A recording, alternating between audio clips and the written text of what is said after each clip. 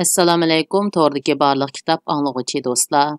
Biz payg'ambarimiz sallallohu alayhi va sallamning tarjima holi yozilgan Shirin buloq degan kitobni o'qishni davomlashtiryapmiz. Oldingi qismda Rumliqlarning qo'shin tashkillab payg'ambarimizga, ya'ni musulmonlarga qarshi chiqmoqchi bo'lganligi. Buningdan xabar topgan payg'ambarimizning qo'shin boshlab Rum territoriyasiga kelganligi. Shuncha kuchlik Rum qo'shinining musulmonlar oldida qo'rqinishga tushib o'zigidan tarqab ketganligi va ba'zi aymoq qabilalarning payg'ambarimizning oldiga kelib panohlik tilganligidek voqeliklarni o'qib o'tgan edik. Endi davomini o'qiymiz. Madinaga qaytish. Musulmonlar qo'shini Tabukda nusrat qozonib safar bilan Madinaga qaytdi. Ular hech qanday pishkanlikka yo'liqmadi. Allah Taala mümin musulmonlarni qonliq to'qinishdan saqladi. Biroq qaytish yo'lida bir davon bo'yiga kelganda munofiqlardan 12 kishi payg'ambar sallallohu alayhi va sallamni qasdlab o'ldirish suiqasdini planlagan bo'lsa-mu amalga oshmadi. Voqeaning jarayoni mundaq edi. Payg'ambar sallallohu alayhi va sallam qaytish yo'lida bir davondan eshivatdi. Ammar ibn Yasir raziyallohu anhu payg'ambar sallallohu alayhi va sallamning to'gisini hitilab kelyotdi. Huzayfa ibn Yaman raziyallohu anhu to'gining kaynidan haydab kelyotdi. Cho'ng qo'shin tog' bag'ridagi tuzanglikdan manganda bu munofiqlar payg'ambar sallallohu alayhi va sallamning muhofazachisiz mangan fursatidan foydalanib qo'l solmoqchi bo'ldi. Bir chaqda ushtumtut orqadan bir qancha kishining oyoq tivishi anglandi. Qarasa bosh ko'zlarini o'rib olgan bir qancha badbaxt devaylab kelyotdi. Payg'ambar sallallohu alayhi va sallam Huzayfa roziyallohu anhuni ularning uloqlarining beshiga qo'lidagi dubulg'a bilan urib urkitishga avatdi. Shuning bilan Alloh taolo ularning dillariga vahima va qo'rqinch solgan cheg'i ular qochqan biti berib qo'shinning orasiga qo'shilib oldi. Payg'ambar sallallohu alayhi va sallam Huzayfa roziyallohu anhuga ularning nomlarini va planlagan suiqasdini aytib berdi. Shunga Huzayfa roziyallohu anhu payg'ambar sallallohu alayhi va sallamning maxfiyatligini saqlovchi edi deb atalgan. Alloh taolo bu haqda ular ishqa oshmaydigan ishni ishqa oshirishga urindi. Ya'ni payg'ambar alayhissalomni o'ldirishni qasladi. Qur'on Kerim Sura Tavba 9-sura 74-oyat. Payg'ambar sallallohu alayhi va sallam Madinaga yaqinlab kelib, Madina shahri ko'zga yiroqdan ko'rinibdi. Bu Taba joy ismi.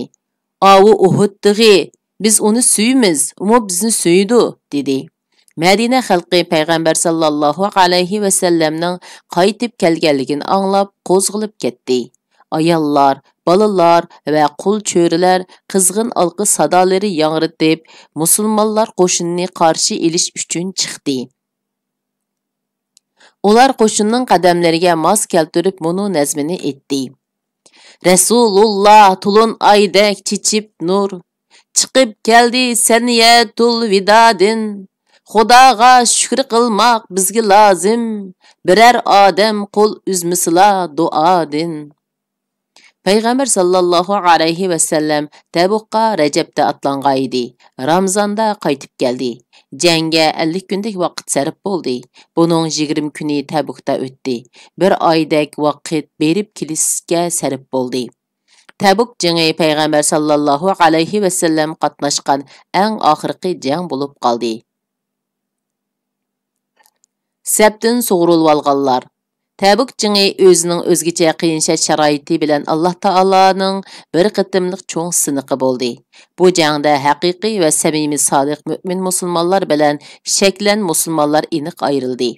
Mana shundaq sharoitda sinash Alloh taoloning ilohiy qonuniyati bo'lib, bu haqda Alloh taolo mundaq deydi. Alloh yomonni, ya'ni munofiqni, yaxshidin ya'ni mu'mindan ayrimog'icha mu'minlarni, ya'ni sizlarni hozirgi pitinglarda qo'ymaydi. Qur'on Karim Sura Al-Imron 3-sura 1979-oyatning bir qismi. Demak, bu jangga haqiqiy musulmon bo'lgan kishilarla atlangan edi. Hatto bu jangdan o'zini chetga ilish shu kishining munofiqligining belgisi bo'lib qoldi. Biror odam urushqa chiqmaslikni iroda qilib, o'zini chetga olmoqchi bo'lganda, kishilar buni payg'ambar sallallohu alayhi va sallamga aytsa, payg'ambar sallallohu alayhi va sallam uning bilan koringlar bo'lmasin. Agar uningda yaxshilik bo'lsa, Alloh uni sizlarga chuqum qo'shidi. Undaq bo'lmasa, Alloh sizlarni uningdan saqlagan bo'ladi, deydi. Şoňa bu qitim rastla özürsi, əmli qılınçılığı barlar yoki Allah və Taalaның payg'ambariga yalğan aytib, yalğandan bahana ko'rsatib, qip qilishqa ruxsat so'raganlar va yoki boshdan oxir ruxsatni so'ramay uyiga kirib yetib olgan yüzü qilin munofiqlarla qip qoldi. Shundaq bu yerda yana hech qanday bahonasi bo'lmagan ahvoldimi, yanala qip qolgan samimiy musulmondan 3 nafar kishi bor edi. Allah Taala ularni qattiq imtihon qilib sinagandan keyin yana tavba ato qildi. Vaqaning jarayoni mundaq bo'lgan edi. Payg'ambar sallallohu alayhi va sallam Madinaga qaytib kelgandan keyin Udulla masjidga kirib 2 rakat namoz o'qidi. Ondan odamlar bilan ko'rishgili o'ltirdi. Bu chaqda oldi bilan yanala munofiqlar. Ular 80 necha odam edi. Kelib turlik bahona va o'zra amaliy qiyinchiliklarni ko'rsatib qasam ishkili turdi. Payg'ambar sallallohu alayhi va sallam ularning tashqi ifodasini e'tiborga olib, namaqulligini qabul qildi va ular bilan qo'l ilishib, baiatlashdi va mag'firat tiladi. Ammo ularning ichki dunyosini Alloh taologa topshirdi. Biroq hiliqi oq ko'ngil musulmonlar, ular Kayb ibn Malik, Murara ibn Rabi'a va Hilal ibn Umayyalar edi. Rastçılıqni tanlab payg'ambar sallallohu alayhi va sallamning oldida yolg'on yovdoq so'zlar bilan kelmadi. Payg'ambar sallallohu alayhi va sallam sahobalarni bu 3 kishiga gap qilmaslikqa buyurdi. Shuning bilan bu 3 kishiga nisbatan keng ko'lamda munosabatni uzish jazosi yurgizildi. Kishilarmi ularga yaxshi qaramadi, hatto ana tuproqmi endi ularni qo'yniga olmaydigandek to'ylatdi. Keng jahon torliq qildi, nafsi siqildi. Ularning qiyinchiligi shu darajaga berib yetdiki, munosabat uzish jazosi yurgizilib, 40 kundan keyin ular xotin va bola-chaqalardanmi ayrilib turishga buyurildi. Shunda qilib ularga yurgizilgan jazo 50 kun to'shdi. Ondan Alloh taolo ularning tavbasini qabul qilganlik haqida mono oyatni nozil qildi. Jihadga chiqmagan 3 kishining tavbasini Alloh qabul qildi. Shuncha keng zamin ularga tar tuyulgan, ularning jonlari siqilgan, ular Allohga tavba qilmay turib, Allohning g'azabidan qutulish mumkin emasligiga ishongan edi. Ondan ularning tavba qilguvchilardan bo'lishi uchun Alloh ularni tavbaga muvaffaq qildi. Alloh tavbani bekmo qabul qilguvchidir. Bandalariga nihoyat mehribondir. Qur'on Karim Sura Tavba 9-sura 1918-oyat. Barliq musulmonlar xo'shal bo'ldi. Bulubmu hiliqi uchaylan tasavvur qilg'ili bo'lmaydigan darajada shodlik cho'mdi. Ular bu qitim o'zlari sodir qilgan gunohdan poklanganligiga tantana qilishdi. Kishilar ularni tabrikladi. Atrofda shodlik sadolari yangridi. Ular kelgan ketganlarga sovg'a salomlarni hadiya qilishdi va xayri saxovatlarni otidi. Bu soat, bu minutlar ularning hayotidagi eng baxtli daqiqalar bo'lib qoldi. Ammo o'zra sababidan bu qitimqi jangga chiqmaganlar haqida payg'ambar sallallohu alayhi va sallam Madinaga yaqinlab kelganda mundoq degan edi. Madinada bir qism kishilar qolganki, sizlar mayli bir musofini bilsanglar, mayli bir vodini kesib o'tinglar, ular sizlar bilan savobga teng sherik bo'ladi. Ularni o'zra to'sib qo'ygan sahobalar: "Ey Rasululloh, ular Madinada qolib qolgan turuqliqmi shundoq bo'lamdi?" deganda payg'ambar sallallohu alayhi va sallam: "Ha, ular Madinadan ayrilmay turibmi shundoq savobga ega bo'ladi" dedi. Tabuk jangining ta'siri. Bu jang musulmonlarning ta'sir doirasining kengayishi va ularning arab zaminidagi hukmronlik nufuzining texmi zo'rayishi uchun nihoyat yaxshi boshlanish bo'ldi. Kishilarning nazaridagi amdi arab zaminda islom kuchlaridan boshqa hech qanday bir kuchning mavjud bo'lib tura olishi mumkin emas degan qarash shakllandi. Musulmonlarga tishtirnig'icha o'chmanlik saqlab yuradigan qalduq munofiq johillarning qalbidagi razil orzu-armonlar ko'pikka aylandi. Ular barliq umid va orzularini Rum tajovuzchilariga bog'lab kelgan edi. Bu jangdan keyin ular birdilla jimiqib ko'z yumg'ili bo'lmaydigan real amaliyat oldida bosh egishdi. Әмді musulmonlarning ularga, ya'ni munofiqlarga muloyim va sipoya muomala qilishning zaruriyati qolmagan edi. Shunga Alloh taolo ularga nisbatan qattiq qo'l, qat'iy bo'lishga buyurdi. Hatto ularning sadiqa va zakotlarini qabul qilishdan va ular haqida duo istig'for tilashdan, jinoza va qabri beshida turib ularga ta'ziya va tasalli berishdan to'sdi. Masjid nomida bino qilib olgan hiliqi suiqasd va fitna fasod uvusi chuvib tashlandi va mushu haqda bir qancha oyat nozil bo'lib, ularning rasvosi chiqdi. Endi ularni tunib elish tasga to'xtamaydigan bo'ldi. Chunki bu haqdagi oyatlar go'yo ulardan Madinada turishliklarining ismligini oshkora e'lon qilgandek aniq ham ro'shan edi.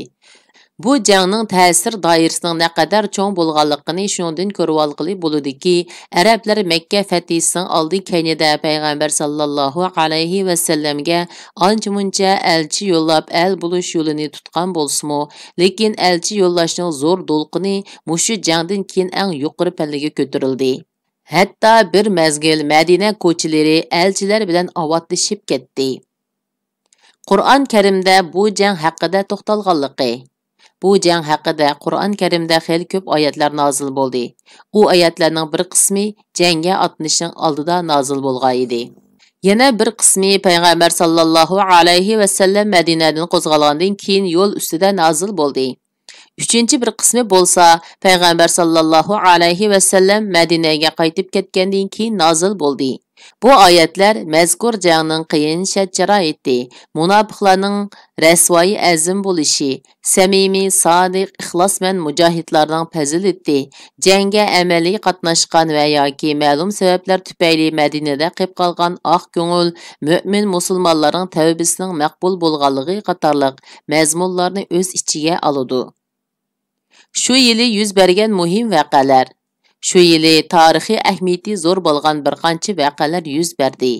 Birinchi, payg'ambar sallallohu alayhi va sallam Tabukdan qaytib kelgandan keyin Madinada Uvaymir Ajlani va uning ayoli o'tirsida la'nat aytishish voqeasi yuz berdi. İkinci, o'zining zina fohisha o'tkazganligini e'tirof qilib kelgan G'omid qabilasidan bo'lgan bir ayol bolasini amjakdan ayirib kelgandan keyin chalma kesak qilib o'ldirildi. Uchinchi, Habashiston podshohi Asmanatun Najoshi vafot bo'ldi. Payg'ambar sallallohu alayhi va sallam uni g'oyibona namozini tushirdi. To'rtinchi, payg'ambar sallallohu alayhi va sallamning Osmon ibn Affan roziyallohu anhudagi qizi Ummu Gulsum roziyallohu anha vafot bo'ldi.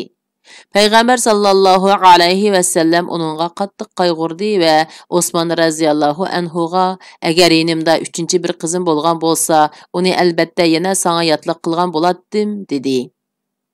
5. Payg'ambar sallallohu alayhi va sallam Tabukdan qaytib kelgandan keyin munofiqlarning katibishi Abdullah ibn Ubay ibn Salul o'ldi.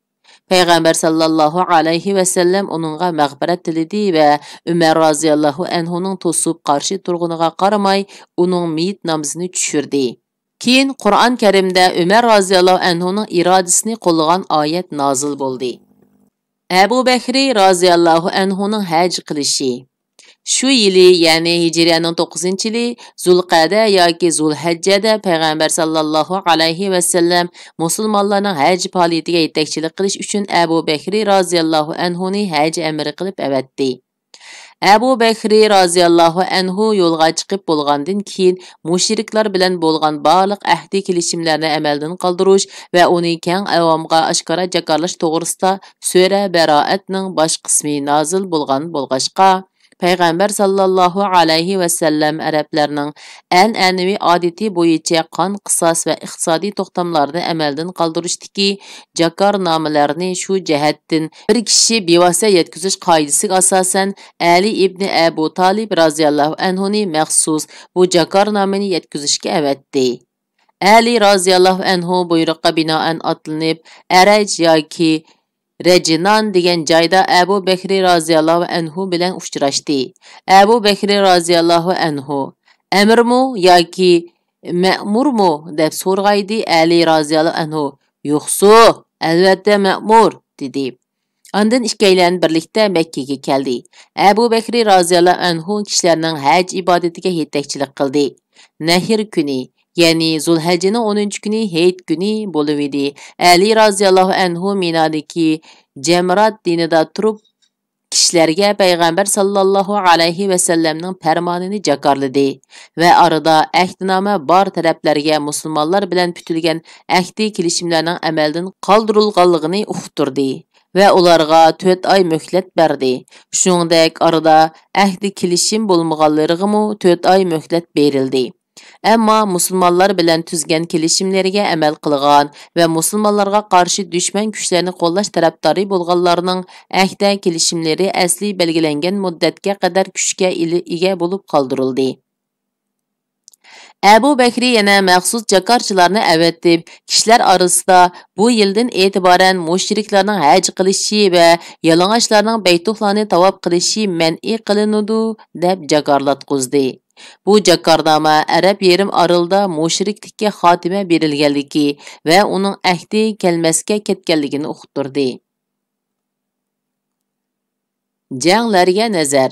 Payg'ambar sallallohu alayhi va sallam tashkillagan janglarga avatgan qo'shin va lashkari yurishlarga nazar solingan bo'lsak, biz va bizdan boshqa urush vaziyatiga, urushning ta'siri va orqa ko'rinishlarga to'g'ri fikr qilib, ilmiy yakun chiqara oladigan har qanday bir aql egisi payg'ambar sallallohu alayhi va sallamni payg'ambarlik va elchilik bobida eng ulug', eng katta payg'ambar bo'lganidek, siyosiy sohadimi dunyo tarixidagi eng qobil, eng jasoratlik harbiy olim, yuksak fan farosatlik siyosiyon va tangdishuq ulug' shaxs deb e'tirof qilmay tura olmaydi.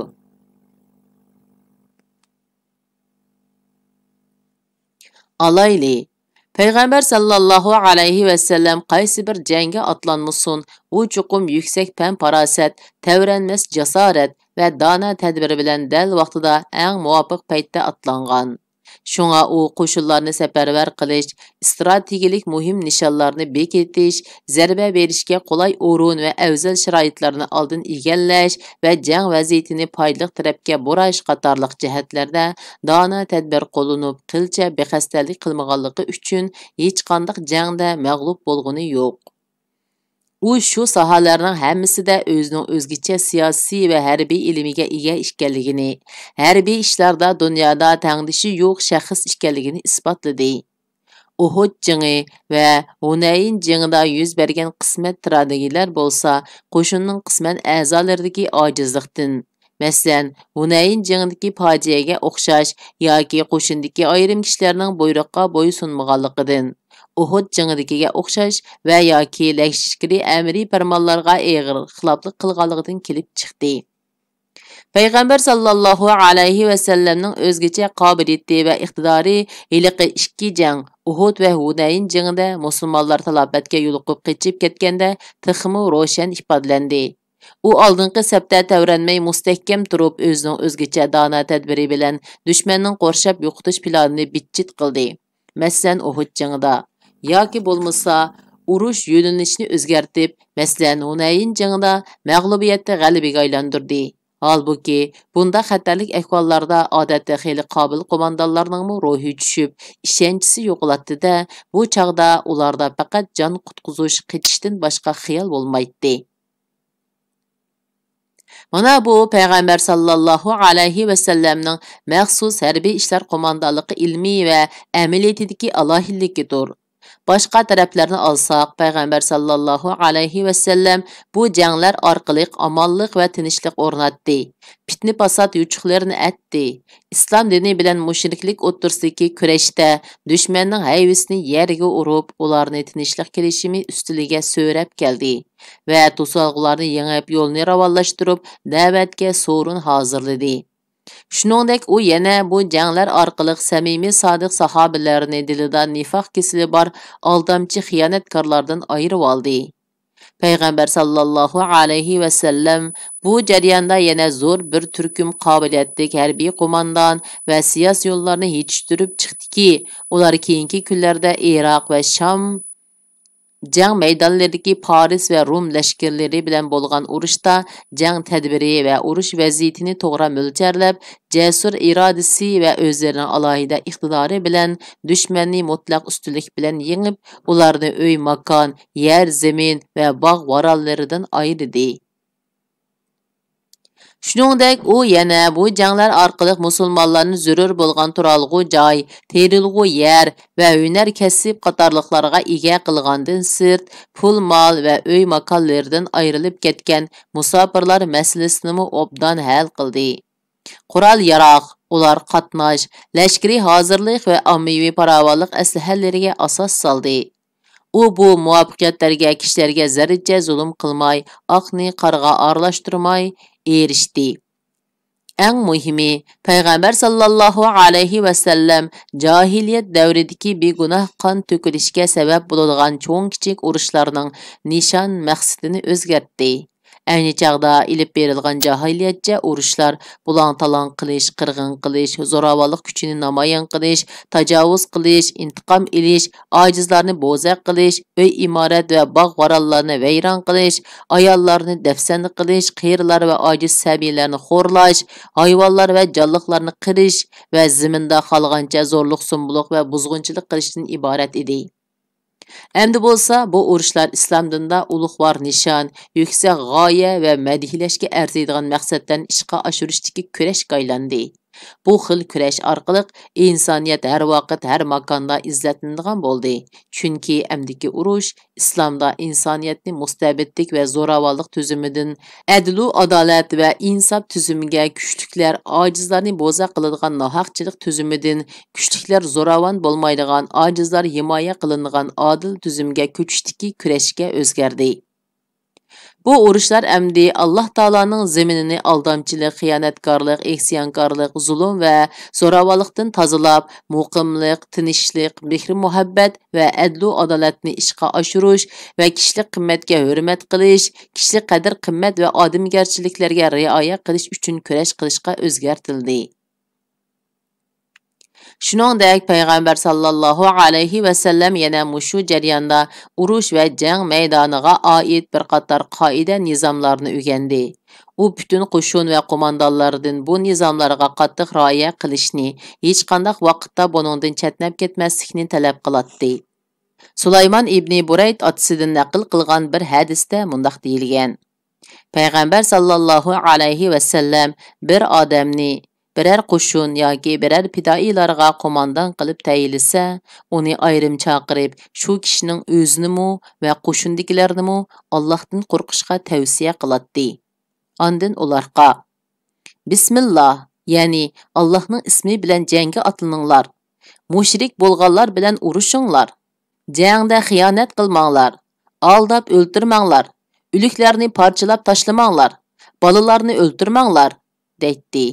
U yana ishlarni o'ng'aylashtirishga buyurdi. Osonlashtiringlar, qiyinlashtirmanglar, tinch xotirjamlik his qildiringlar, nafratlantirmanglar, deydi. Payg'ambar sallallohu alayhi va sallam bir qavmining diyoriga kechisi yetib kelsa, tong otmog'icha ularga hujum qilmaydi. U o'tqa tashlab o'ltirishni aniq cheklaydi. Qiynab o'ltirish, ayollar va bolalarni o'ltirishdan va ularni xo'rlashdan to'saydi. Qaroqchilik va bulangchilikni qat'iy cheklaydi. U mundaq deydi: Bulangan mol o'likning topidimi battardir. Payg'ambar sallallohu alayhi va sallam dehqonchilik ziroatlariga buzg'unchilik qilish, charu mollarni o'ltirib etish, daraxt, o'rmon bo'stonlarni kesib tashlashdan to'saydi. Biroq qattiq muhtoj bo'lib boshqa chiqish yo'li bo'lmasa, u buningdan mustasno edi. Payg'ambar sallallohu alayhi va sallam Makkani fath qilganda mundaq farmon tushirgan: Yordorlarga to'plab o'val qilmanglar, qochqonlarni qo'g'ilmanglar, asirlarni o'ltirmanglar. U elchini o'ltirmaslik qoidasiga boshdan oxir qat'iy amal qilgan. Zimminni o'ltirishdan cheklab farmon chiqargan edi. Zimmi deganlik o'z dinida qilish badiliga islom hukumatiga bosh topshirishga ahd tuzguchi. U mundaq degan: Kimki zimmini o'ltirsa, u jannatning hidini purayolmaydi. Halbuki jannatning hidi 40 yillik musofadan kelib turdi. Peygamber sallallahu aleyhi ve sellem mana mushundaq adil ve ulug'vor qoida nizomlarni o'rnatish orqali islomdagi urushni va jang sablarini jahiliyatning napok kir dog'laridan tozalab muqaddas o'ringa ega qildi. Odamlarning Allohning diniga top-top bo'lib kirganligi. Makkani fath qilishi yuqorida tilga ilib o'tganimizdek, mushriklikka taltukis xotima berilgan eng oxirgi bir qitimliq hal qilg'uch jang bo'lgan edi. Arablar buning bilan haq-nahaqni ayirib oldi. Ko'ngil osmonlarini qoplab olgan shak-shubha, qora tumallari asta-asta yo'qoldi. Natijada ular islom diniga aqida bog'lashdi. Amru ibn Salima roziyallohu anhu mundaq deydi: Biz bir suv bo'yida tirikchilik qilatdik.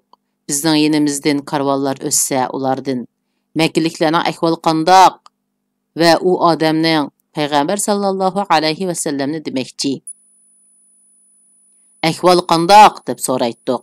Ular: "Hiliq odam Allohning uni payg'ambar qilib avatganligini, uningga undaq-mundaq vahiylar nozil qilinganligini deb yuriydi" deydi. Men ularning naql qilganlarini yodlab olatdim. U menga go'yo payg'ambar sallallohu alayhi va sallam o'z eg'izi bilan aytib bergandek tuyulatdi. Arablar o'zlarining islomiy e'tiqodini Makkaning fath qilinishiga bog'lab turgan edi. Ular Muhammadni sallallohu alayhi va sallam Makkaliklarga salayli, agar u Makkaliklarning ustidan g'olib kelsa, rost payg'ambar bo'ladi, deydi. U Makkani fath qilibdi, hamma xalq musulmon bo'lishga oldirdi. Mening otam va qavmimmi oldirab musulmon bo'ldi. Otam Madinadan qaytib kelibdi, u Alloh bilan qasamki, men haq payg'ambarning yenidan keldim. U palon namozni palon vaqtda o'qinglar va puston namozni puston vaqt o'qinglar. Namoz vaqti kirsa, biringlar azon to'langlar, Qur'onni ko'proq bildiganlar imom bo'lsin, dedi degan. Bu hadis Makka fathisining jamiyat taraqqiyotiga, islom dinining shon-shavkatining o'sishiga, eng muhimi arablarning tezroq bu mavqega kelib islom diniga aqida bog'lashiga qanchalik zo'r ta'sir ko'rsatganligini tushuntirib beradi. Makka fathisining bu ta'siri Tabuk jangidan keyin texmo ro'shan ifodalandi. Biz mushi 2, ya'ni Hijriyaning 9 va 10 yilida Madinaga üzülmay elchilar kelib ketib turganligini, kishilarning Allohning diniga top-top bo'lib kirganligini ko'ramiz. Amaliy bir misolni olsak, Makkani fath qilishda musulmonlar qo'shinining umumiy soni 10 ming kishi atrofida edi. Buningga to'liq bir yil bo'lmay turibla, Tabuk jangida musulmonlar qo'shinining umumiy soni birdilla 30 mingdan eshib ketdi. Arqadan Hajjatul Vidoda odam dengizi, ya'ni 144 mingdek odam payg'ambar sallallohu alayhi va sallamning atrofida do'lqinlab iqib, talbiya, labbayk aytib, takbir, Allohu akbar, tasbih, subhanalloh va tamhid, lakal hamdu o'qib, yer jahonni larziga keltirdi. Shunda qilib, bu qitimliq o'qishimiz mishakichi bo'ldi. Davomini kelar qitim o'qiymiz. Xayr xo'sh, Allohga omonat. Assalomu alaykum, to'g'ridagi barliq kitob anglag'uchi do'stlar. Biz payg'ambarimiz sallallohu alayhi va sallamning tarjimholi yozilgan Shirin buloq degan kitobni o'qishni davomlashtiryapmiz. Oldin qismlarda biz Makkaning fath qilinishi, Tabuk jangining g'alabasi qatorliqlarni o'qib, insonlarning Allohning diniga top-top bilan kirayotganlikdek xushallik vaziyatlarni birga anglab chiqdik. Endi davomini o'qiymiz. Elchilar o'maklari. Tarixchilar yezib qoldirgan elchilar o'maklari 70 dan oshidi. Ammo biz bu yerda faqat tarixiy ahamiyati zo'r va ijtimoiy ta'siri kuchli bo'lgan bir qism elchilar o'maklarining ahvolini tilga olib o'tamiz. Ko'p qism qabila va oymoqlarning elchilari garchi Makka fathisidan keyin kelgan bo'lsa-mu, lekin ayrim qabila xalqlarining elchilari Makka fathisidan ilgari kelganligi kitobxonlarning esida bo'lishi mumkin. Birinchi, Abdul Qays elchilari. Bu qabilaning elchilari 2 qitim kelgan. Birinchi qitim Hijriyaning 5-yili yoki uning sal oldiroq kelgan. Uning jarayoni mundaq. Abdul Qays qabilasidan Mutqis ibn Habban ismli bir kishi Madinaga tijorat bilan kelib ketib turadi. U payg'ambar sallallohu alayhi va sallam Madinaga qadam tashrif qilgandan keyin kelib turdi va islom dini bilan tunishib, uningga musharraf bo'ldi. Va payg'ambar sallallohu alayhi va sallamning uning qavmiga yozgan xatini elib borgan edi. Ular musulmon bo'ldi va harom oylarning birida 13 yoki 14 kishilik elchi tashkillab Madinaga avatdi. Bu qitim ular payg'ambar sallallohu alayhi va sallamdan iymon, islom va yemak-ichmak to'g'risida savol so'radi. Ularning boshliqi Ashaj Asri degan kishi haqida payg'ambar sallallohu alayhi va sallam Senda Allah va Allohning payg'ambari yoqtiradigan ikki xislat bor ekan. U bo'lsa-mu muloyimlik va tamkinlik degan edi. Bu qabilaning ikkinchi qitim elchi avatgan vaqti keyingi elchilar yili, ya'ni Hijriyaning 10-yiliga to'g'ri keladi. Ularning bu qitim avatgan elchilarining soni 40 odam edi.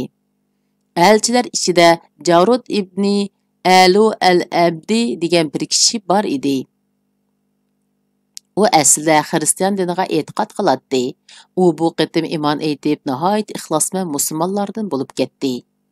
Ikkinchi, Davis elchilari. Bu qabilaning rasmiy el bo'lib elchi avatgan vaqti Hijriyaning 7-yili yil bishi, ya'ni payg'ambar sallallohu alayhi va sallamning Xaybardagi vaqtiga to'g'ri keladi. Kitobimizning beshida biz shu qabiladan Tufayl ibn Amru Ad-Davsi degan bir kishining payg'ambar sallallohu alayhi va sallamning Makkadagi cheg'idila musulmon bo'lganligini va uning musulmon bo'lganligi Makkada nihoyat zo'r g'ulg'ula qo'zg'alligini so'zlab o'tgan edik. U shu chaqdala o'z yurtiga qaytib, xalqini izchil islomga da'vat qilgan bo'lsa-mu, ular Tufaylning chaqirig'iga ovoz qo'shmagan. Shuning bilan Tufayl roziyallohu anhu ulardan umidsizlanib payg'ambar sallallohu alayhi va sallamning qishig'iga kelib, Davis xalqiga duo qilishni o'tingan. Payg'ambar sallallohu alayhi va sallam: "Ey Alloh, Davis xalqiga hidoyat qilgin" deb duo qilgan. Oradan bir necha yil o'tgandan keyin Davis xalqi to'liq musulmon bo'lgan. Tufayl roziyallohu anhu o'z xalqidan 70 yoki 80 o'ylik odamni boshlab Hijriyaning 7-yili bahorda Madinaga elchi bo'lib keldi. Ondan payg'ambar sallallohu alayhi va sallamning Xaybar urushiga chiqib ketganligini uqib, payg'ambar sallallohu alayhi va sallamning keyindan Xaybarga berib, u yerda payg'ambar sallallohu alayhi va sallam bilan uchrashdi. 3. Farva ibn Amru al-Juzami elchilari. Farva degan bu kishi Shomning Ma'on degan yeridan bo'lib, Rum qo'shini ichidagi birdan-bir arab qo'mondon edi. Qo'shimcha Rum ishg'oliyatidagi arab zeminiga qo'rchoq bosh ma'mur bo'ldi. U oldingi musulmonlarning Hijriyaning 8-yiliki Mu'ta urushida ko'rsatgan ajoyib qahramonliklari va o'limdan qo'rqmas jasoratini o'z ko'zi bilan ko'rib, qattiq ta'sirlangan va musulmon bo'lgan edi. U payg'ambar sallallohu alayhi va sallamga o'zining musulmon bo'lganligini yetkazishga bir elchilar o'miki tashkillab Madinaga yo'lga soldi. U elchilardan bir oq xichirni payg'ambar sallallohu alayhi va sallamga alohida sovg'a qilib avatgan edi. Rum doiralari uning musulmon bo'lganligini uqqandan keyin uni tutqun qilib hapsiga oldi. Ondan uni Falastinga yalab opirib, e'tiqodidan voz kechib murtad bo'lib xizmat ko'rsatish yoki o'limni tanlash ixtiyorligini berdi. Bu chaqda u hech ikkilanmasdan o'limni tanlagan bo'lg'achqa, ular uni Abra daryosi bo'yiga chiqib darg'isib o'ldirdi. Ondan pastga tushirib qilich bilan beshini oldi. 4. Sadoi elchilari. Bu elchilar o'miki Hijriyaning 8-yili payg'ambar sallallohu alayhi va sallam Ji'irrinadan qaytib kelgandan keyinla Madinaga kelgan edi. Voqeaning jarayoni mundaq: payg'ambar sallallohu alayhi va sallam Ji'irrinadan qaytish oldida musulmonlardan 400 kishilik bir qo'shin tashkillab Yaman tavallikiga tegish qilgan edi. Buning ichida Sadoi degan joymi bor edi. Qo'shin otlanib shu tarafdagi bir kanalning beshiga kelib tushdi. u yerga bargoh qurib turganda, shu qabilaning boshlig'i Zayd ibn Haris Sadai uningdan xabar tepib kechilab yo'l yurib, payg'ambar sallallohu alayhi va sallamning qishig'iga keldi va payg'ambar sallallohu alayhi va sallamga: "Men sana o'z xalqimga vakolatan elchi bo'lib keldim. Qo'shinni qaytarib ketsang, men xalqimga vakolatan sana el bo'lishga kepil bo'lsam" deb va'da berdi. Shuning bilan payg'ambar sallallohu alayhi va sallam qo'shinni shu yerdala qaytishga buyruq qilib odam avatdi. Zayd ibn Haris Saidmu qaytib kelib, xalqini payg'ambar sallallohu alayhi va sallamga el bo'lishga chaqirdi. Natijada payg'ambar sallallohu alayhi va sallam Jiriyonidan qaytib kelish bilanla bu qabiladan 15 odam tashkillanib kelib, payg'ambar sallallohu alayhi va sallamga bay'at berishdi. Oyundan qaytib ketib, o'z xalqini islomga da'vat qilishdi. Buning turtkisida ulardan musulmon bo'lganlar tez ko'payib, keyingi yildagi Hajjatul Vidoda ulardan 100 hoji Makkaga kelib payg'ambar sallallohu alayhi va sallam bilan haj farzini ado qilishga qatnashdi. 5. Kayb ibn Zuhayr ibn Abi Salmanning el bo'lib kelishi. Kayb ibn Zuhayr adib va shoir oilasida dunyoga kelgan bo'lib, arab shoirlar ichida eng shuhrat qozongan yetuk shoir edi. U payg'ambar sallallohu alayhi va sallamni masxara qiladigan she'r qo'shoqlarni ko'p to'qigan edi.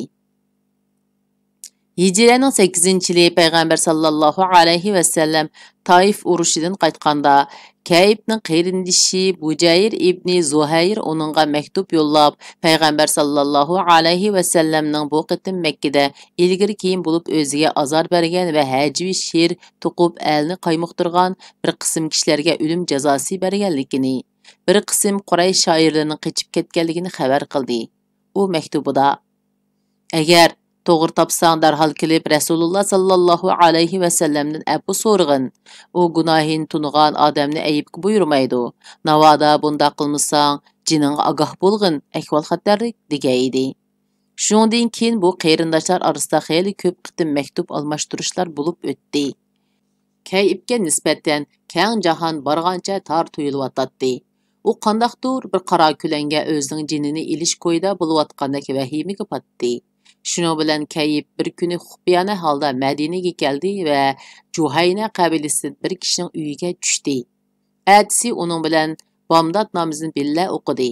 Namozdan keyin Juhaynalik yiliqi kishi Kayibga payg'ambar sallallohu alayhi va sallamni ko'rsatib qo'ydi. Shuning bilan u o'rnidan turgancha berib, payg'ambar sallallohu alayhi va sallamning oldiga kelib o'ltirdi va uning qo'lini ching tutib: "Ey Rasululloh, Kayb ibn Zuhayr tavba qilib musulmon bo'lib sendan amonlik tilab kelgan edi. Agar men uni boshlab kelsam, uni kechirirsammi?" dedi. Payg'ambar sallallohu alayhi va sallam Kaybni tonimaydi. Shunga u: "Ha, albatta" deb javob berdi. Kayb ibn Zuhayr degan men bo'laman, meni afu qilsizlar degan edi. Ansarlardan bir kishi o'rnidan turib uning beshini ilishga ruxsat so'rdi. Payg'ambar sallallohu alayhi va sallam uningga: "Turib turg'in. U o'tmishiga pushaymon qilib ketdi" dedi. Shu chaqda Kayib o'zining Judolik nomli mashhur she'rini o'qidi. Bu she'rning tunji misrasi mundaq boshlangan edi: "Suat yardan ayrilib qalbim bugun jarohat, parvona men, xorzor men ishqingda shu harorat. Juda bo'lib tanglida suat yorim meningdin, xumor ko'zlik sho'xki kabi shundoq nazokat." Kayb ibn Zuhayr she'rda yana payg'ambar sallallohu alayhi va sallamga namaqul bo'lganligini ifodalab bundaq yozgan: "Uqsam manga payg'ambar qat'iy o'lim buyuribdi, umidim bor apudin qilar manga inoyat. Qiling ta'xir payg'ambar, Qur'on sizga iltifot, vaz nasihat undi bor musulmonga hidoyat. Tutmang meni aldirab, chiqimchilar paylidin, gunohim yo'q ancha ko'p jiq bo'lganga shikoyat. Ko'rdim va ham anladim men shu kam turgan joyda, agar tursa por quvvat pil ko'rsatib jasorat. Titrab ketar jaqildab jonmonidan ayminib, faqat olsa payg'ambar uni qo'llab himoyat. O'ng qo'limni qo'ydim men bay'at uchun el guvo, va idi vafo mardurman gepim gaptur inobat. Rasululloh oldida kettimini sur bisib, so'zlab etib titrayman javob uchun jinoyat. Goya xavfi yo'lvasning manga tushdi dashtda, yoki yalmavuz quli qamal soldi badhayvat. Kayb yana payg'ambar sallallohu alayhi va sallamni madhillab bundoq degan: Rasululloh tulun ay nur chaqnatar yaltirab, o'tkir shamshar yog'u u yog'durar talofat. Kayb she'rida muhojirlarni madhilash ansarlarga til uzatdi. Chunki hiliq kuni bir ansari uni o'ltirishga ruxsat so'ragaydi. Ammo muhojirlardan g'ayri fikr chiqmagaydi. Shunga u salmoq qadam mo'ng'orlar janggohga u kirganda, qaro tambil yov qilich ursa tegmas karomat deb yozgan. Kayb musulmon bo'ldi. Musulmon bo'lgandimi nihoyat taqvodor musulmonlardan bo'lib ketdi. Keyingi kunlarda u ansarlarni madhilab, ash'ar yezib ilgirki xatoliqidan afu so'radi. U mundaq yozgan edi: Kim desa, men shod yashay bu jahon keng qo'ynida, u cho'qim kirsun hamon to'pqa ansari bo'lib. Miras qolgan yaxshilik ularga ajdod konidan, yaxshilarning yaxshisi keldi ansari bo'lib. 6. Bani Özra elçileri. Bular Hicriyenin 9-yili safar ayida kelgan. Ular 12 odam edi. Ularning ichida Hamza ibn Nu'man ismli bir kishi bor edi. U elchilarga vakolatan so'z qilib: Biz Bani Özra xalqi Qusay, payg'ambar sallallohu alayhi va sallamning 6-buvisi. Uning ota taraf tuqqanlarimiz. Qusayga yordam berib va uni qo'llab, Xuzoa va Bani Bakri qabillarini Makkadan qo'g'lab chiqarishga yordamda bo'lganmiz. Bizning ajdoddan avlodga urug' tuqqanchiligimiz va kona qirobatimiz bor dedi. Payg'ambar sallallohu alayhi va sallam ularga qizg'in muomalada bo'ldi va ularga Shamni cho'qim fath qildiganligiga va'da berdi. Oxirida ularga Ramyal, palchi, chiroqchi, daxallardan ish so'rashdan va but haykallarga atab qurbonlik qilishdan nazar aylashni topildi. Elchilar iymon aytib, islom qoidalarini o'rganib qaytdi. 7. Belli elchileri. Bular Hicriyenin 9-yili Rabiul avvalda kelib musulmon bo'lgan va Madinada 3 kun turib, musulmondarchilikda zarur bo'lgan masalalarni so'rab o'rganib olgan. Ularning boshlig'i Abu Zabib ziyobatning savobi bormi deb so'ragaydi. Payg'ambar sallallohu alayhi va sallam albatta bor. Sening mayli boy, mayli namrat har qanday odamga qilgan xayri ihsoning sadaqa bo'ladi dedi. U payg'ambar sallallohu alayhi va sallamdan ziyofat vaqti qanchalik bo'ladi deb so'ragaydi. Payg'ambar sallallohu alayhi va sallam 3 kun deb javob berdi. U ezib kelib qolgan qo'yni nima qilg'uluq deb so'raydi. Payg'ambar sallallohu alayhi va sallam u sening yoki sening qayrindishingning va yoki bo'ra yirtqushning dedi. U yana to'gining ozg'on tozg'onlarichu deb so'raydi. Payg'ambar sallallohu alayhi va sallam uning bilan sening nima qoring? Uning bilan ishing bo'lmasin, toki uni o'z egisi tepib olguncha dedi. 8. Saqif elchileri. Bu elchilar Hicriyenin 9-yili Ramazonda payg'ambar sallallohu alayhi va sallamning Tabuk urushidan qaytib kelishi bilanla yetib keldi. Ularning musulmon bo'lish jarayoni to'liq agri to'qay bo'lgan. Musulmonlar Taif urushidan qaytib Madinaga yo'lga chiqish oldida turganda, ularning oqsoqoli Urva ibn Mas'ud Saqafi payg'ambar sallallohu alayhi va sallamning oldiga kelib musulmon bo'ldi va Taifga qaytib Safiflarni musulmon bo'lishga da'vat qildi. U xalqi menga itoat qiladi va menga agishidi deb o'ylagaydi. Chunki Saqif xalqi ichida yuqori obro'yga ega nomdor shaxs edi. Jimi xalq uni o'z farzandlaridan bakrak suyatdi va himoya qiladi. U bu qitim Saqif xalqini islomga chaqirib edi. Ular buningga ma'qul bo'lish u yoqda tursin, aksicha uningga qarshi chiqib va har tarafdan o'q yog'dirib uni o'ltirib qo'yishdi. Oradan bir necha oy o'tib ketdi. Ularning atrofdagi musulmon bo'lib payg'ambar sallallohu alayhi va sallamga al bo'lgan jimi arablar bilan qarshilashib, o'tolmaydiganligiga ko'z yetib sarosimaga tushdi. Va oradan bir odamni payg'ambar sallallohu alayhi va sallamga elchilikka avatmoqchi bo'ldi. Ular Abdiya Layli ibn Amrni tanladi va uningga bu taklifni berdi. Abdiya Layli ibn Amri unimidi.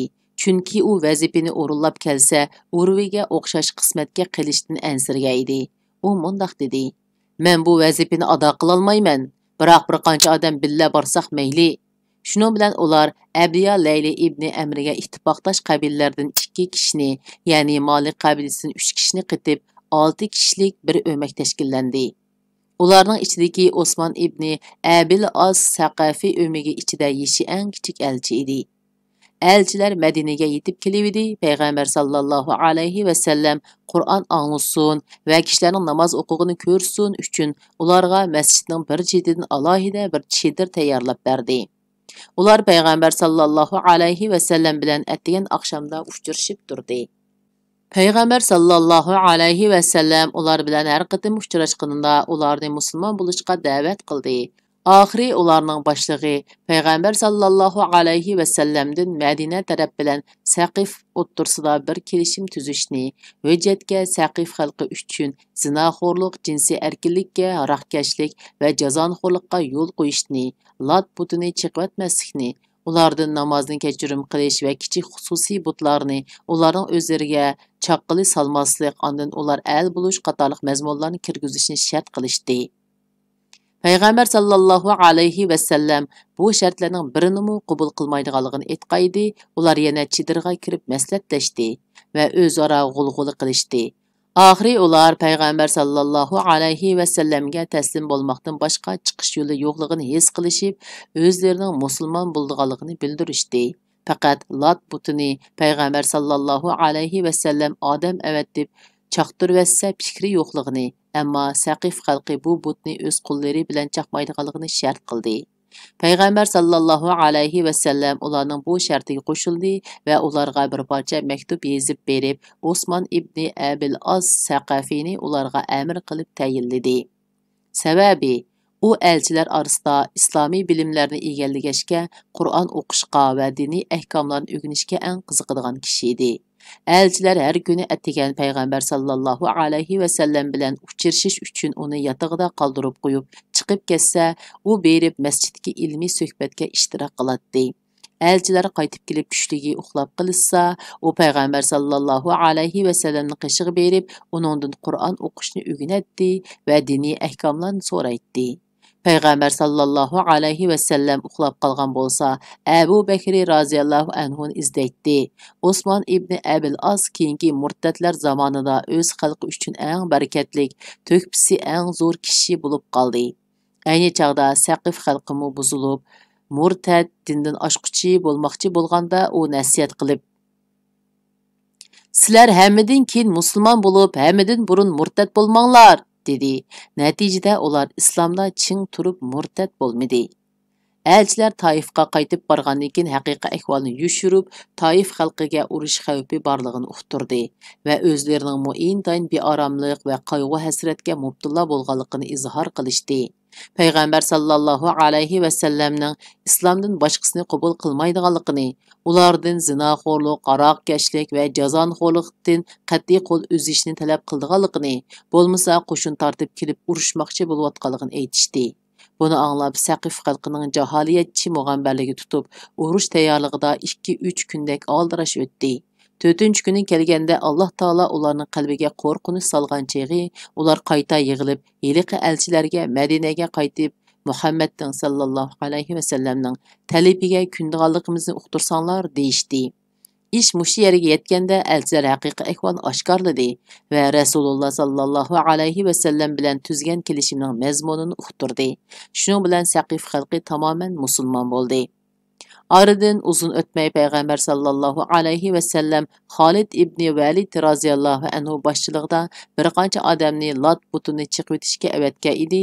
Butni chiqish oldida Mughira ibn Shu'aba roziyallohu anhu hamrohlariga "Men sizlarni bir kuldirib qo'yay" dedi-de, qo'liga bo'lqin elib butqa qattiq birini urdi-da, shu an o'zini yerga tashlab tepchaklashga boshladi.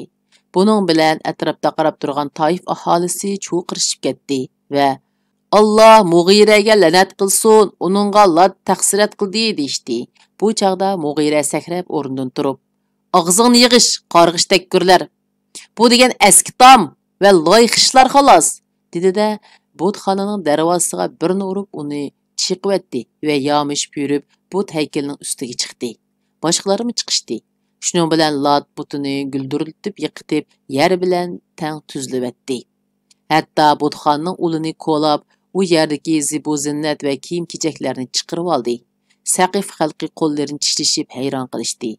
Xolid roziyallohu anhuning odamlari qizilingan narsalarni olib Madinaga qaytdi. Payg'ambar sallallohu alayhi va sallam bu narsalarni shu kunila qo'shin orasiga taqsim qilib berdi va Alloh taoloning o'z payg'ambariga nusrat ato qilganiga va o'z dinini g'olib qilganiga hamdu sano o'qidi. 9. Yaman podshoh jamiyatining maktub avatishi. Payg'ambar sallallohu alayhi va sallam Tabukdan qaytib kelgandan keyin Yaman Himar podshohi jamiyatining al bulush maktubnomasini topshirib oldi. Maktubga imzo qo'yganlardan Haris ibn Abdul Kulal, Nuaym ibn Abdul Kulal, Noyman ibn Qiyl Zirayn, Hamdan va muafirlar bor edi. Ular bu xatni elchi Malik ibn Murra Rahavidin avatdi. Ular xatida o'zlarining musulmon bo'lganligini, sherik aqida va mushriklardan ada juda bo'lganligini yozgan edi. Payg'ambar sallallohu alayhi va sallam ularga bir parcha maktub yozib avatdi. Maktubda u mu'min musulmonlarning huquq majburiyatini va zimmilarni o'z majburiyatini ado qilsalar, ularning Alloh va Allohning payg'ambari himoyasida amin bo'lganligini bayon qilgan edi. Payg'ambar sallallohu alayhi va sallam yana sahobalardan bir bo'lik kishilarni ularga din o'rgatishga avatdi. Ular Muaz ibn Jabal roziyallohu anhu ni bosh qilib tayinladi. 10. Hamdan elchilari. Bu elchilar Hijriyaning 9-yili Tabuk urushidan keyin kelgan. Payg'ambar sallallohu alayhi va sallam ularga bir parcha maktub yozib berdi. Maktubda ularning yo'lsiz talablari qat'iy cheklangan edi va ularga Malik ibn Naman roziyallohu anhu ni amr qilib tayinlagan edi. U shular ichidagi musulmon bo'lganlarga mas'ul bo'ldi. Qolganlariga Xolid ibn Valid roziyallohu anhu ni islomga da'vat qilish uchun avatdi. Xolid roziyallohu anhu u yerda 6 oy turib da'vat ilib borgan bo'lsa-mu, hech qanday ilgirlash bo'lmadi. Şuna Peygamber sallallahu alayhi ve sellem Hamdan'a Ali ibn Abu Talib raziyallahu anhuni avatib Xolid raziyallahu anhuni qaytarib o'tishni buyurdi. Ali raziyallahu anhu u yerga berib ularga Peygamber sallallahu alayhi ve sellemning maktubini o'qib berdi va ularni musulmon bo'lishga chaqirib edi. Ularning ko'p sondikilari musulmon bo'ldi. Shuning bilan Ali roziyallohu anhu payg'ambar sallallohu alayhi va sallamga maktub yozib, ularning musulmon bo'lganligini xabar qildi. Payg'ambar sallallohu alayhi va sallam maktubning mazmunidan voqif bo'lib, sajdaga bosh qo'ydi va bir hozadan keyin beshini ko'tarib, "Hamdanға Alloh rahmat qilsin, Hamdanға Alloh rahmat qilsin" deb takrorladi. 11. Bani Fazara elchilari. Bu elchilar Hijriyaning 9-yili Payg'ambar sallallohu alayhi va sallam Tabukdan qaytib kelgandan keyin yetib kelgan. Bu o'makda 10 necha odam bor bo'lib, ular o'zlarining musulmon ekanligini bildirgan va Payg'ambar sallallohu alayhi va sallamga yurt makonlarining qurg'oqchilik va qahatchilikda qolganligidan shikoyat qilgan edi. Shunga Payg'ambar sallallohu alayhi va sallam munbarga chiqib duoga qo'l ko'tardi va Alloh taolodan suv talab qildi. "Ey Alloh, xalqlaringni suga qandurg'in, mol chorvalarni sug'arg'in, rahmetingni chashqin, chanqigan uluk ziminlaringni rahmat yomg'irlaring bilan tirildirgin. Ey Alloh, bizni tatliq, rohatlik, arom baxish, hammaning tashnoligini qanduradigan, jonga asqatadigan, kechikmaydigan, manfaati mo'l, ziyon solmaydigan yomg'iring bilan qondirg'in. Ey Allah, rahmat yomg'iring bilan qondirg'in, azob yomg'iring bilan qondirmag'in, vayronchilikdan, kalkun paydo qilishdan va latqa besib ketishdan saqlag'in. Ey Allah, bizga yomg'ir yog'dirib bergin va bizni dushman ustidan g'olib qilg'in deb tiladi. 12. Najron elchilari. Najron Makkaning janubidagi 7 kunlik keladigan cho'ng shahar bo'lib, 72 yeza kenti bor edi. Otliq bir kunda aylanib bo'lg'ili bo'ladi. 100 ming kishilik muntizim qo'shini bor edi. Aholisining mutlaq ko'p qismi xristian diniga e'tiqod qiladi. Najronning elchilari Hijriyaning 9-yili kelgan edi. Elchilar 60 tek odamdan tarkib topgan bo'lib, ularning ichida 3 kishi Najronning eng oliy rahbarlari edi. 24 kishi ashraf akobirlardan edi.